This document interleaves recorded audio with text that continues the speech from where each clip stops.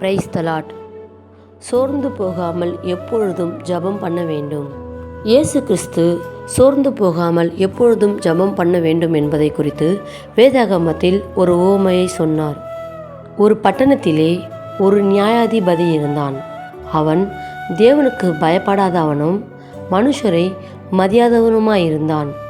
அந்த பட்டணத்திலே ஒரு விதவையும் இருந்தாள். அவள் அவனிடத்தில் போய், எனக்கும் என் எதிராளிக்கும் இருக்கிற காரியத்தில் எனக்கு நியாயம் செய்ய வேண்டும் என்று விண்ணப்பம் பண்ணினாள். வெகு நாள் வரைக்கும் அவனுக்கு மனதில்லாதிருந்தது.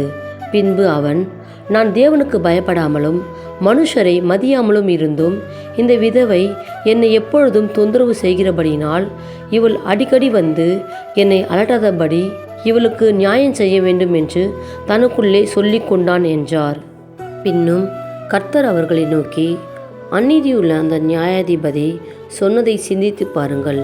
அந்தபடியே தேவன் தம்மை நோக்கி இரவும் பகலும் கூப்பிடுகிறவர்களாகிய தம்மால் தெரிந்து கொள்ளப்பட்டவர்களின் விஷயத்தில் நீடிய பொறுமை உள்ளவராயிருந்து அவர்களுக்கு நியாயம் செய்யாமல் இருப்பாரோ? சீக்கிரத்திலே அவர்களுக்கு நியாயம் செய்வார் என்று உங்களுக்கு சொல்லுகிறேன். ஆகிலும் மனுஷகுமாரன் வரும்போது பூமியிலே விசுவாசத்தை காண்பாரோ என்றார்.